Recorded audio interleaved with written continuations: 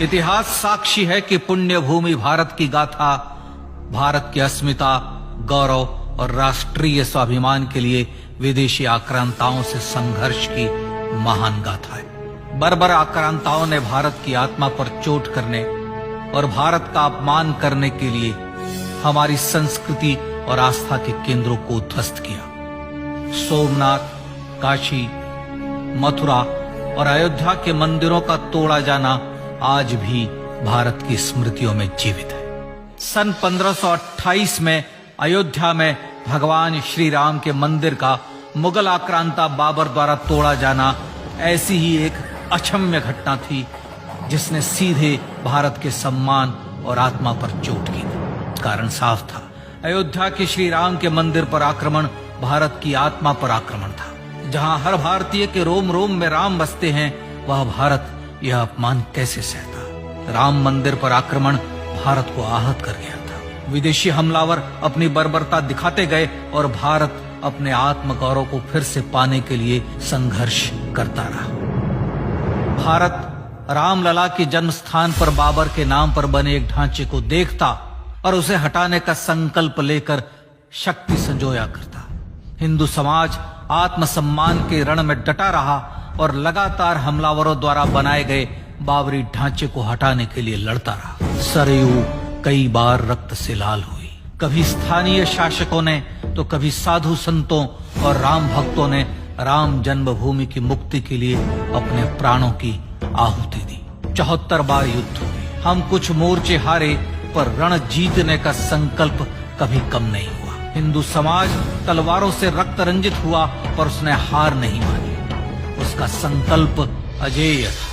15 अगस्त 1947 को देश की आजादी के साथ सैकड़ों सालों से चले आ रहे इस संघर्ष में नई ऊर्जा और एक नया मोड़ आया। अचानक 23 दिसंबर 1949 को बाबरी ढांचे में श्री राम लला प्रकट हुए। हजारों राम भक्त दर्शन के लिए उमड़ पड़े।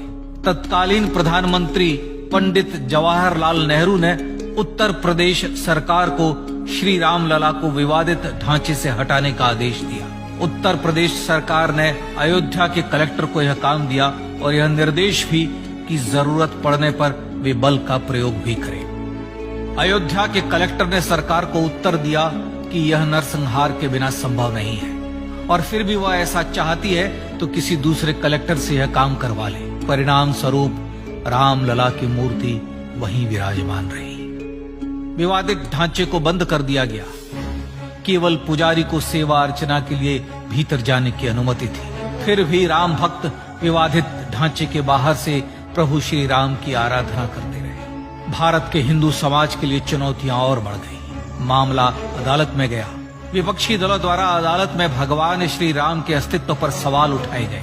उनके अयोध्या में ही जन्म लेने का प्रमाण मांगा गया। भारत का जनमानस अब आहत हो उठा था।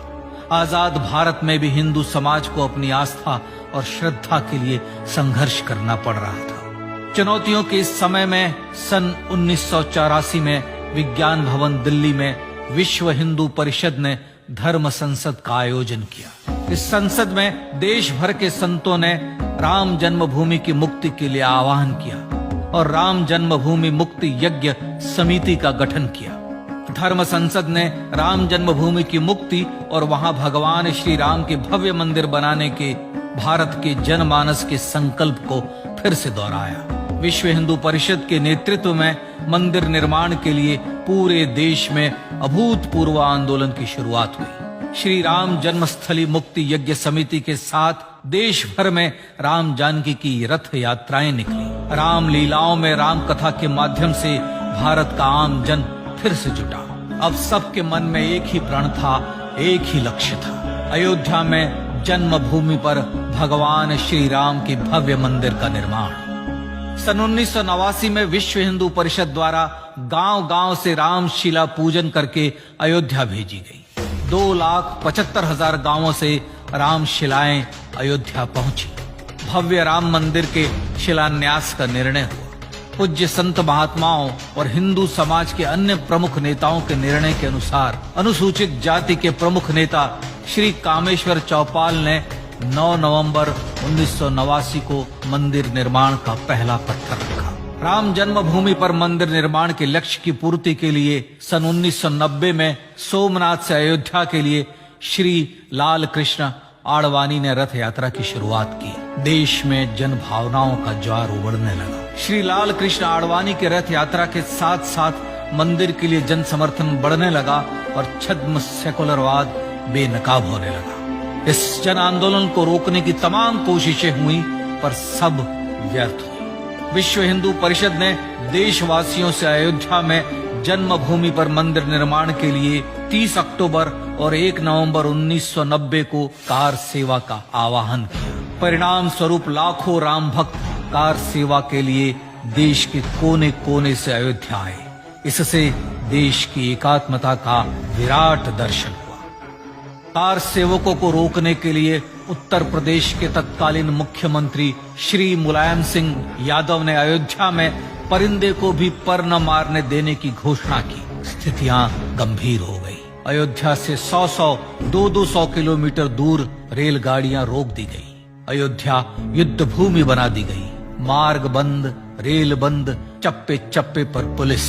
अयोध्या सैनिक छावनी में बदल गई। राम नाम पर ऐसी पाबंदी कि अर्थी ले जा रहे लोगों तक को रोका गया क्योंकि वे राम नाम सत्य कह रहे थे। लेकिन सैकड़ों किलोमीटर की यात्रा कर कार सेवक अयोध्या पहुंचने लगे। राम के गीत गाते, होठों पर हंसी और पांव में छाले लिए राम काज के लिए राम भक्त देश विदेश से अयोध्या पहुंच ही गए।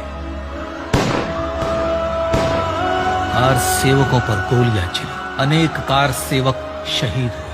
आजाद भारत में जन्मभूमि पर राम मंदिर के लिए कार सेवकों ने फिर एक बार अपना बलिदान दिया, पर कार सेवकों ने विवादित ढांचे पर भगवा फहरा ही दिया और इस तरह कार सेवा सफल हुई। श्री राम जन्मभूमि आंदोलन ने भारत की सुप्त आत्मा को झकझोर कर जगा दिया था। विश्व हिंदू परिषद ने फिर एक बार 6 दिसंबर 1992 को कार सेवा का आह्वान किया।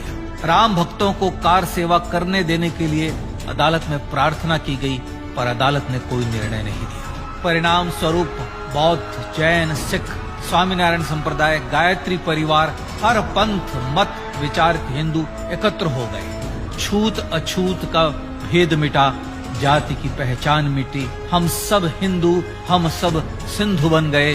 राम सिंधु में ज्वार उठा और देखते ही देखते 6 दिसंबर 1992 को श्री राम जन्मभूमि से बाबरी ढांचा सदा के लिए हट गया।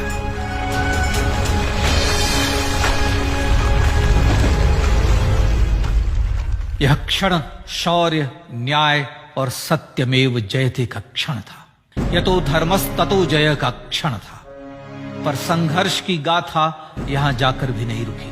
छद्म सेकुलरवादियों द्वारा भारत और भगवान श्री राम के इतिहास को झुठलाने के लिए अदालतों में चुनौतियों का सिलसिला चलता रहा, जो 1950 से चल रहा था। हिंदू सिखों के बीच से गुजरते हुए भगवान श्री राम का दर्शन करने के लिए विवश थे। यह स्थिति थी आजाद भारत में श्री राम और राम भक्तों की। पर सत्य को तो जीतना ही था। आखिरकार देश के सर्वोच्च न्यायालय के 5 जजों की खंडपीठ ने 9 नवंबर 2019 को ऐतिहासिक निर्णय दिया और यह कहा कि अयोध्या जन्मभूमि परिसर की पूरी 67 एकड़ भूमि रामलला की, और न्यायालय ने भारत सरकार को जन्मभूमि पर मंदिर बनाने के लिए एक ट्रस्ट बनाने का आदेश दिया।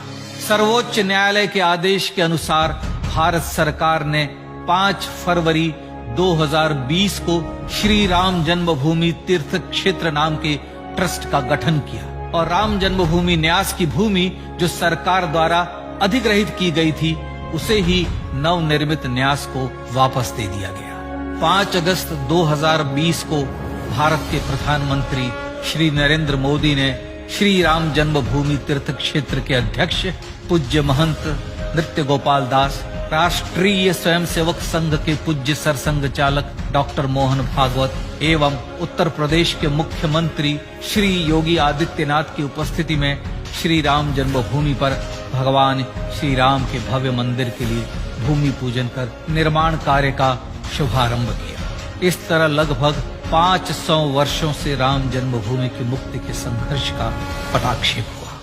अपने आत्मसम्मान और राष्ट्रीय अस्मिता के लिए इतना लंबा संघर्ष विश्व के इतिहास में बेजोड़ है। श्री राम भारत की आत्मा, भारत की परिभाषा, हमारे राष्ट्रीय आदर्शों और जीवन मूल्यों के प्रतिनिधि मर्यादा पुरुषोत्तम हैं, जो हर हिंदू के होठों पर जन्म से मृत्यु तक रहे, बस यही हर हृदय में प्रार्थना होती है। राम भारतीय राष्ट्रीय स्वाभिमान और आसेतु हिमालय से समुद्र पर्यंत तक जन जन को एकात्मता के बंधन में बांधने वाले रक्षा सूत्र है। अयोध्या स्थित श्री राम जन्मभूमि पर बाबर का हमला वास्तव में भारत के स्वाभिमान और राष्ट्रीयता पर हमला था। प्रधानमंत्री श्री नरेंद्र मोदी द्वारा श्री राम जन्मभूमि पर राम मंदिर का पुनः निर्माण न केवल बाबरी मानसिकता का पराभव है, बल्कि संपन्न, सुखी, सुसंस्कृत, सर्वशक्ति संपन्न स्वराष्ट्र का सूर्योदय भी है। यह उस राम राज्य की दिशा में वह कदम है जिसकी अभिलाषा राजराजेंद्र चोल, कृष्णदेव राय, छत्रपति शिवाजी महाराज से लेकर महात्मा गांधी तक ने की थी। अयोध्या में जन्मभूमि पर भगवान श्री राम का मंदिर न सिर्फ राष्ट्रीय गौरव होगा,